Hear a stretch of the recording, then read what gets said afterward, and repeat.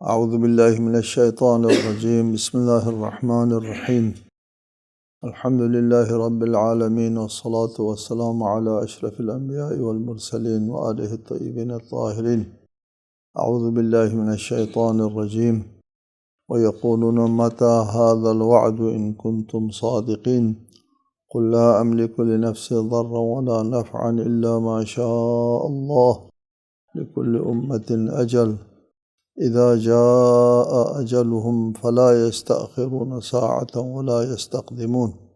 اور وہ کہتے ہیں اگر تم سچے ہو تو یہ وعدہ کب پورا ہوا؟ کہہ دیجئے میں اللہ کے منشا کے بغیر اپنے نقصان اور نفع کا بھی اختیار نہیں رکھتا۔ ہر امت کے لیے ایک وقت مقرر ہے، جب ان کا مقررہ وقت آئے گا تو وہ گھڑی بھر کے لیے نہ تاخیر کر سکیں گے نہ تقدیم۔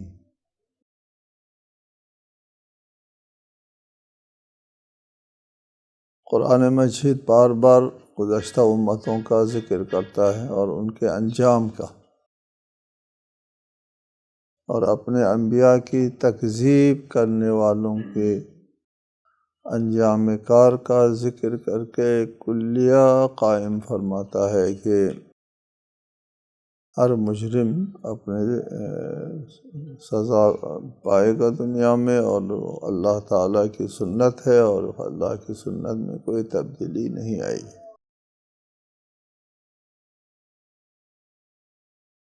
مشرکین کا یہ خیال ہوتا ہے کہ جیسے وعدہ عذاب ہوا ایسے ہی فوراً وہ عذاب آ جانا چاہیے اگر یہ سچے ہیں۔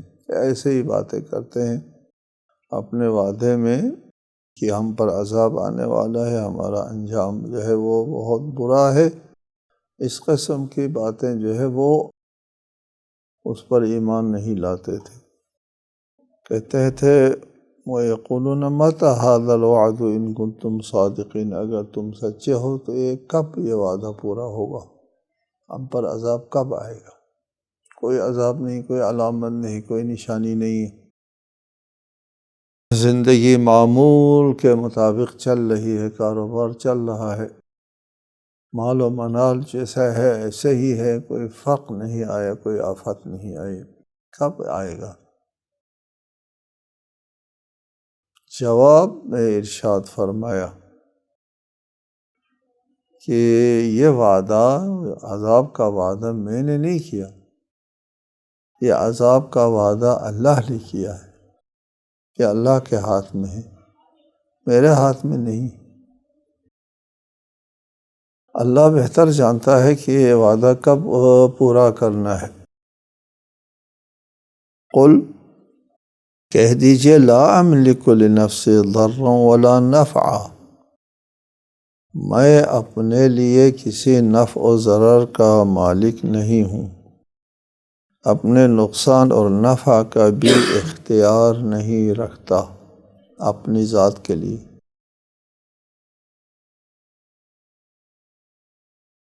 الا ما شاء اللہ،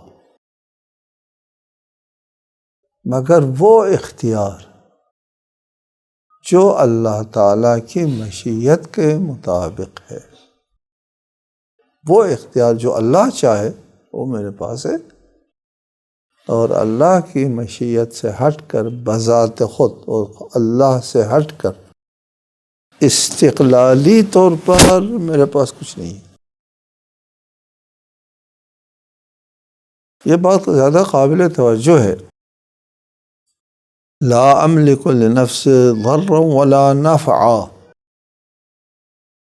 رسالت مآب کے لیے یہ حکم ہے کہ کہہ دو ان لوگوں سے کہ میں اپنے نقصان اور نفع کا مالک نہیں ہوں، اپنے نفع و نقصان کا اختیار نہیں رکھتا ہوں، کہہ دو۔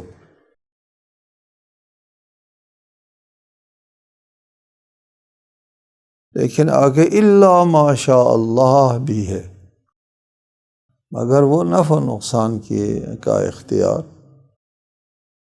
جس کو اللہ چاہے میرے پاس ہے۔ مطلب یہ بیان کرنا ہے کہ یہ وعدہ اللہ نے کیا، میں نے نہیں کیا، سارا اللہ کے ہاتھ میں ہے۔ میں تو اپنے نفع و نقصان کا بھی مالک نہیں ہوں، وہ بھی اللہ کے ہاتھ میں ہے۔ اور جس نفع و نقصان کا میں مالک اور با اختیار بن سکتا ہوں وہ اللہ کا دیا ہوا ہوتا ہے۔ یہاں استقلال کی نفی ہے، فرق ہے یعنی کہ استقلال کی نفی ہے، وجود کی نفی نہیں، اختیار نہیں ہے، یعنی عدم اختیار کے سلسلے میں استقلال کی نفی ہے، نہ وجود کی نفی۔ میں نفع و نقصان کا مالک نہیں ہوں مگر الا ماشاء اللہ، اس قسم کی بہت سی باتیں ہیں۔ قل انما انا بشر مثلکم یوحی الی، کہہ دیجئے کہ میں تم جیسا بشر ہوں، مگر یہ کہ میرے اوپر وحی نازل ہوئی۔ ایک وجود ہے کہ تم جیسا ہوں، بھائی معنی کہ تم جیسا انسان ہوں، چلتا ہوں، پھرتا ہوں، نظر آتا ہوں، کھاتا ہوں، یہ تم جیسا ہو گیا۔ لیکن ما یوحی الی تم جیسا نہیں ہے، اس میں آسمان و زمین کا فرق ہو جاتا ہے۔ ما یوحی الی جس وجود پر، جو وجود تمہارے مشاہدے میں آتا ہے، محسوساتی وجود، اس میں تم جیسا ہوں۔ یوحی الی والا وجود میں تم جیسا نہیں ہوں۔ جس وجود کو تم محسوساتی وجود کا مشاہدہ کرتے ہو وہ تم جیسا ہے، جس وجود پر وحی نازل ہوتی ہے وہ تم جیسا نہیں ہے۔ اسی طرح ہے ما من شفیع الا من بعد اذنہ، ما من شفیع کوئی شفیع نہیں، سرے سے نہیں ہے، الا من بعد اذنہ۔ کچھ لوگ ہیں یہاں پر، یہ مثالیں میں اس لیے بیان کر رہا ہوں، کچھ حضرات ہیں مفسر حضرات، ان کو پہلے جملے سے بڑی دلچسپی ہوتی ہے۔ مثلا لا املک لنفسی ضرا ولا نفعا سے بہت دلچسپی، الا ماشاء اللہ کو نظر انداز کرتے۔ قل انما انا بشر مثلکم کے ساتھ بہت دلچسپی، یوحی الی کو نظر انداز کرتے۔ ما من شفیع کے ساتھ بہت دلچسپی ہے، الا من بعد اذنہ کو نظر انداز کرتے۔ یار تعجب ہے، ہمارے کسی فارسی شاعر نے کہا ہے، قرآن مجید میں ہے نا، کلوا واشربوا ولا تسرفوا، کلوا واشربوا را فراگوش کن ولا تسرفوا را فراموش کن۔ یہ لوگ بھی اسی طرح ہیں، ایک جملے کے ایک حصے کو لیتے ہیں اور پھر لا املک لنفسی ضرا ولا نفعا کو لے کر کے کہتے ہیں دیکھا رسول اپنے لیے نفع و نقصان کا مالک نہیں، تمہارے لیے کیا کرے گا؟ کچھ نہیں کر سکتا تمہارے لیے۔ یہ بہت بڑی زیادتی ہے۔ پوری آیت پڑھو، الا ماشاء اللہ کو بھی پڑھو، یہاں پر جو نفی ہے استقلال کی نفی ہے، لا املک لنفسی ضرا ولا نفعا، اس میں استقلال کی نفی ہے۔ الا ماشاء اللہ کے ساتھ جب ملاتے ہیں تو وجود کی نفی نہیں ہوتی، نفع و ضرر کا مالک نہیں ہوں، استقلالا نہیں ہوں۔ ما من شفیع استقلالا شفیع نہیں ہے، اللہ سے قطع نظر شفیع از خود شفیع شفاعت نہیں کر سکتا کوئی، تمام شفاعت جو ہے وہ اللہ تعالیٰ کے ہاتھ میں ہے بذات۔ اللہ تعالیٰ سے ہٹ کے ذاتی طور پر نہ نفع نقصان کا کوئی مالک ہے نہ شفاعت کا مالک ہے، یہ سب اللہ تعالیٰ کی طرف سے ہے۔ پھر کہتے ہیں کہ رسالت مآب جو ہے وہ کسی کے لیے کچھ نہیں کر سکتا، متوسل ہونا جو ہے وہ عبث ہے، شرک ہے وغیرہ۔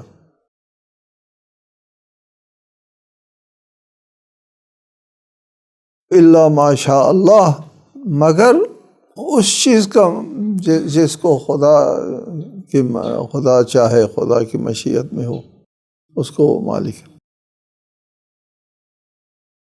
لکل امت اجل، ان لوگوں نے کہا تھا نا متی ھذا الوعد، یہ وعدہ کب پورا ہوگا؟ جواب میں دو باتیں آ گئی. ایک بات تو یہ ہے کہ یہ وعدہ اللہ نے کیا ہے کہ اللہ کی طرف سے یہ وعدہ پورا ہونے والا ہے. میں تو وہی کر سکتا ہوں جس کی مشیت ہے، جو اللہ کی مشیت میں ہے. اللہ کی مشیت کیا ہے؟ ادھر ذکر آ رہا ہے، ہاں جی مشیت کا ذکر آ رہا ہے. لکل امت اجل، ہر قوم کے لیے ایک مدت ہوتی ہے، عمر ہوتی ہے، قوموں کی بھی عمر ہوتی ہے. جس طرح افراد کی عمر ہوتی ہیں، شخصیات کی زندہ احیاء جتنے بھی زندے ہیں ان کی عمریں ہوتی ہیں، اور ہر زندے کو اپنی زندگی سے ایک دن ہاتھ اٹھانا ہوتا ہے. اسی طرح اجتماعی طور پر قوموں کی بھی زندگی ہوتی ہے. قوموں کی زندگی کے لیے بھی ایک وقت مقرر ہے، یہ وہ لکل امت اجل، ہر امت کے لیے ایک زندگی ہے. اذا جاء اجلہم، جب ان کا مقرر وقت آتا ہے، فلا یستأخرون ساعۃ ولا یستقدمون، نہ گھڑی بھر کے لیے تاخیر ہو سکتی ہے نہ تقدیم. امتوں کے زوال و عروج کے لیے بھی علل و اسباب ہوتے ہیں. علت و سبب کے وجود میں آنے کی صورت میں معلول کا وجود میں آنا واجب ہوتا ہے، جس کو ہم واجب کہتے ہیں. ضروری کی جگہ لفظ واجب استعمال کرتے ہیں نا ہم اپنے کلامی اصطلاح میں، کہ علت اور سبب کا، علت تامہ وجود میں آنے کے بعد معلول کا وجود میں آنا ضروری ہوتا ہے. ممکن نہیں ہے کہ کسی چیز کے لیے جو علت تامہ ہے وہ وجود میں آئے اور پھر معلول وجود میں نہ آئے. کسی آدمی کی زندگی لینے کے لیے وہ کام ہو جائے، اس کے سر پہ گولی لگ جائے اور پھر وہ نہ مرے، نہیں ہو سکتا. علت تامہ ہے یہ. دماغ پھٹ گیا اور اس کے بعد وہ زندہ نہیں رہ سکتا. لا یستأخرون ساعۃ ولا یستقدمون، ایک منٹ کے لیے آگے پیچھے نہیں ہو سکتا. جیسے علت تامہ وجود میں آ گئی، ایسے ہی معلول بلا فاصلہ فوراً وجود میں آ جاتا ہے. امتوں کے عروج زوال کے پیچھے علل و اسباب ہوتے ہیں. ان علل و اسباب کے آنے کے بعد امتوں کا زوال ضروری ہوتا ہے. لکل امت اجل،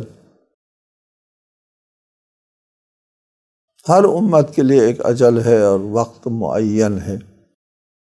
اور جس طرح انسان کی زندگی کے لیے ایک وقت معین ہے، ایک دن اس انسان نے مرنا ہے، اور اس وقت مرے گا جب مرنا ضروری ہوگا. نہیں ہو سکتا نہ مرے، اس وقت مرے گا. ہمارے فقہی و کلامی اصطلاح، فلسفی اصطلاح میں کہتے ہیں الشیء ما لم یجب لم یوجد. چیز جب تک واجب الوجود نہیں ہوتی وہ وجود میں نہیں آتی. یعنی اس کے علت کے وجود میں آنے کے بعد معلول کا وجود میں آنا ضروری ہوتا ہے. یعنی چیز جب تک ضروری نہ ہو، اس کا وجود ضروری نہیں ہوگا، اس وقت تک وجود میں نہیں آتا. اگر اس کی علت پوری نہیں ہوئی تو اس کا وجود میں آنا ضروری نہیں ہے، وجود میں نہیں آئے گا. کب وجود میں آئے گا؟ جب اس کی علت، وجود کی علت جو ہے وہ پوری ہو جائے. جب وجود کی علت پوری ہو جائے گی تو اس وقت اس معلول کا وجود میں آنا ضروری ہے. یہاں سے فلسفے میں کہتے ہیں جب کوئی چیز، کسی چیز کا وجود میں آنا جب تک ضروری نہ ہو وجود میں نہیں آ سکتا. اسی طرح کسی امت کا زوال جب تک ضروری نہ ہو زوال نہیں آتا. انسان ہر زندہ کو مرنا ہوتا ہے، مرنا جب تک ضروری نہ ہو نہیں مرتا.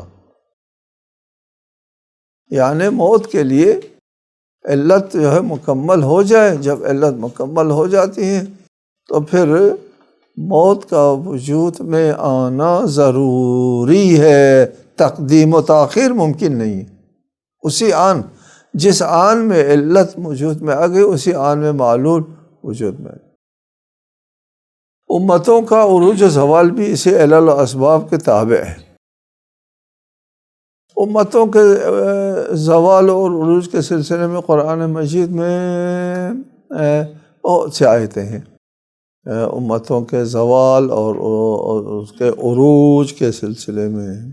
وَأَن لَوْ اسْتَقَامُوا عَلَى الطَّرِيقَةِ لَأَسْقَيْنَاهُمْ مَاءً غَدَقًا، اگر وہ راہ راست کے اوپر استقامت کرتے تو ہم ان کو وافر پانی پلاتے، سیراب کرتے، یعنی زندگی جو ہے بہتر زندگی ان کو میسر ہوتی ہے۔ لَأَسْقَيْنَاهُمْ مَاءً غَدَقًا۔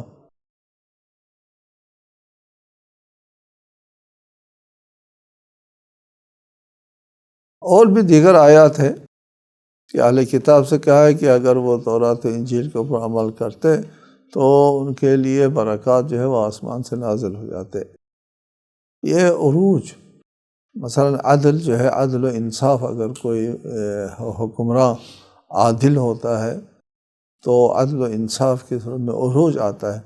الامام العادل خیر من المطر الوابل، عادل حکمران جو ہے وہ موسلادھار بارش سے بہتر ہے۔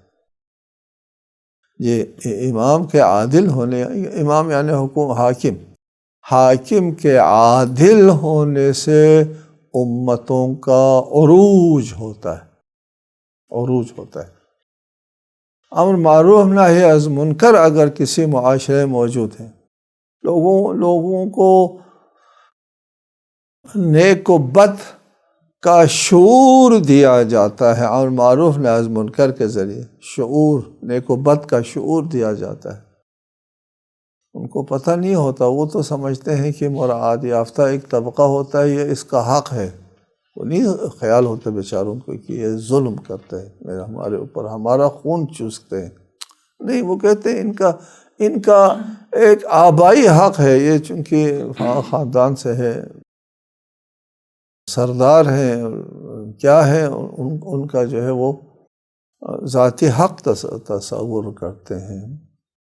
کیوں ذاتی حق تصور کرتے؟ ظلم تصور نہیں کرتے، اپنے آپ کو مظلوم نہیں سمجھتے، مظالم کا تشخیص نہیں ہے۔ ظالم کون ہے، ظلم کیا ہے، ظلم کو بھی نہیں سمجھتے، ظالم کو بھی نہیں سمجھتے، اپنی مظلومیت کو بھی نہیں سمجھتے۔ کیوں نہیں سمجھتے؟ شعور نہ ہونے کی وجہ۔ شعور کیوں نہیں ہے؟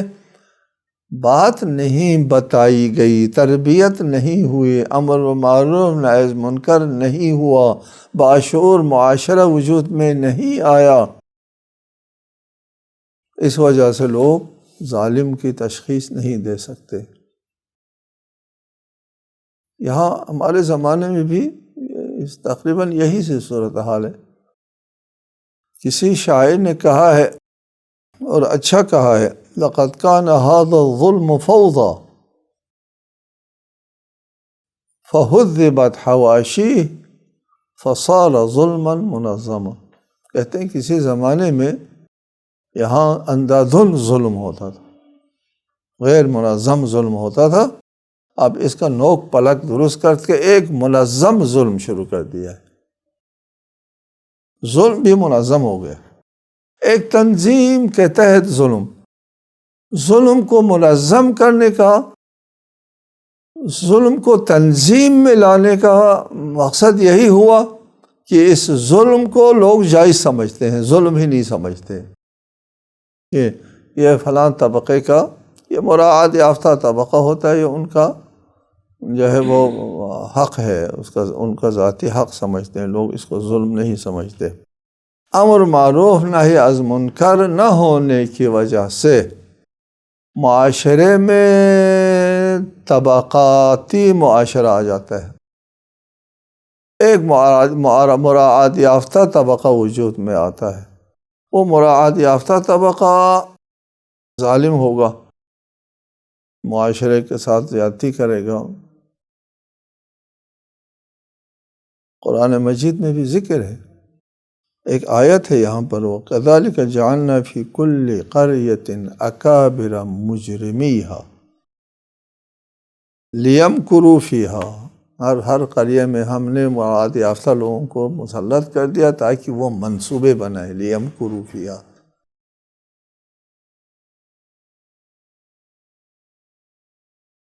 وَكَانَ فِي الْمَدِينَةِ 9 رَهْطٌ يُفْسِدُونَ فِي الْأَرْضِ، ہوتے ہیں یہ مراعات یافتہ طبقہ جو ہے وہ معاشرے کو ناہمواری کا شکار کرتے ہیں، ظلم کرتے ہیں، اور پھر زوال آتا ہے۔